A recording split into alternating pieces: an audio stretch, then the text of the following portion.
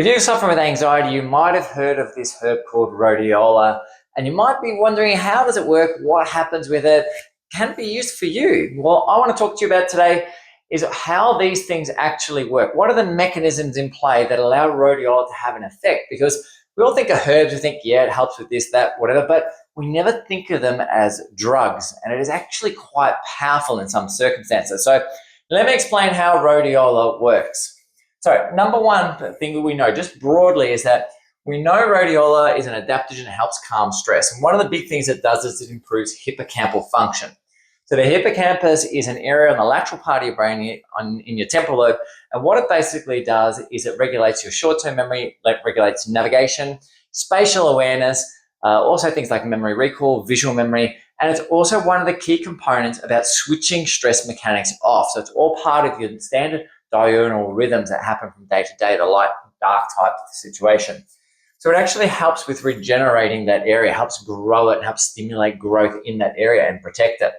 We also understand that it reduces your amygdala activation. So amygdala is an interesting part of the brain that is involved in your fear-orientated memories. So that time you almost got hit by a car, the time you saw someone shot on the TV, it's all stored in this area of the brain. And it stays there so that it can protect you if you walk into an area that's a potential threat and pick it up really, really, really quickly.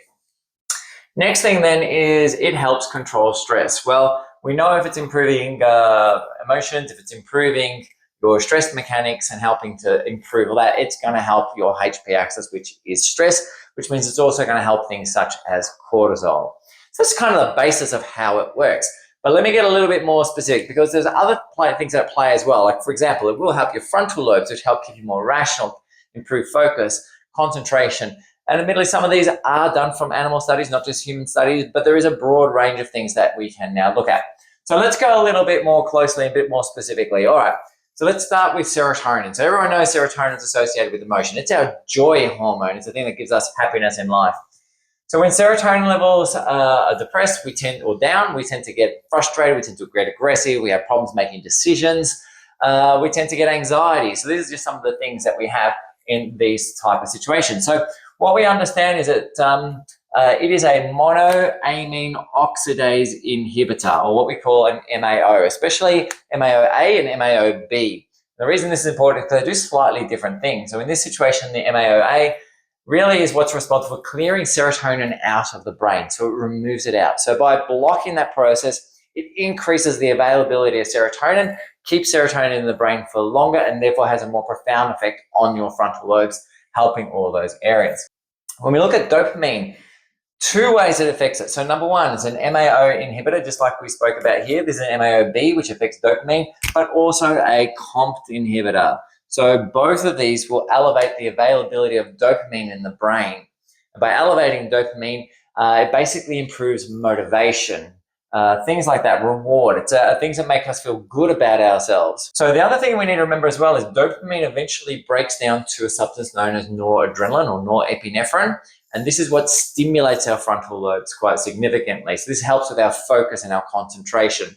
So as we elevate dopamine, we also elevate our noradrenaline. As we elevate serotonin, we also elevate melatonin. They kind of get hooked together. As we keep heading down, we know it increases GABA. So GABA is the main calming agent in the brain, the main neurotransmitter that helps wind GABA, the brain down itself. And this also takes place, as believed, in the amygdala, which means it helps calm the amygdala down, helps settle it down, which means less fears coming to the surface, which means, again, less anxiety. The other big one that we know from a neurotransmitter perspective is acetylcholine. So acetylcholine is the main neurotransmitter used in the hippocampus. It's the main one used by our parasympathetics, which are calming aspects of our nervous system. It's also quite significantly used within our hippocampus for things like memory recall and concentration, focus, things like this.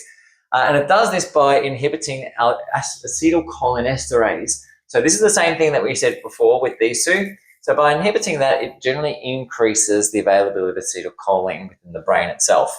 So there are main neurotransmitters that are getting affected by rhodiola. If we keep going a bit further, there are some other cool features that this herb seems to do. So the first one is it increases beta endorphins. So our beta endorphins are things that kind of We used to think that when you go exercise and you feel good about yourself afterwards, that runner's high, we used to think that was endorphins. We now understand that it's a different neurotransmitter. But we know the beta endorphins really are associated with a reduction in pain. So they help people settle. They're calming in nature. Okay? And it really does increase the release of those beta endorphins. And the other one that it does is it actually modulates estrogen. So modulate means in some areas it will increase it, in some areas it will decrease it. And one of the big areas that it's believed to have an effect like that is within that amygdala, in our fear-orientated areas. It's believed that it may actually be an estrogen antagonist in that area, block the receptors for estrogen, therefore reducing the stimulation of our hormones on the amygdala, therefore calming it down, calming your stress reactions down, calming the emotional centers down. So let's piece this together. So if we look at the human brain here, here's our brain, here's our spinal cord, it's our cerebellum at the back. When we look at it, what we're really seeing is our frontal lobes have a calming effect on our emotional centers. They calm them down. So we're improving function on our frontal lobe perspective.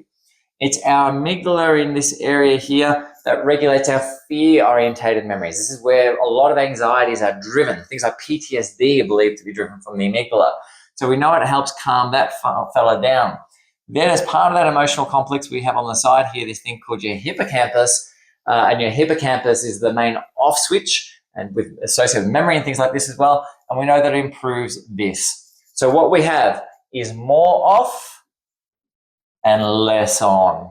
And this is really what is believed that Rhodiola is doing every time you take it. Anyway, guys, if you have any questions with all this, I know I've kind of gone through some really complicated stuff, and I've tried to keep it quite simple for you without giving you a little too much background about it all. But if you want to know more about Rhodiola, if you have some questions, you're uncertain whether this is right for you or not, whether you should try it or you shouldn't try it, please feel free to send me a message or drop a comment below, and I'm more than happy to discuss with you in more detail whether this might be the right thing for you or not. Anyway, guys, I'm Trevor Chakouti from SpineWise, and we'll see you in the next bit. Bye for now.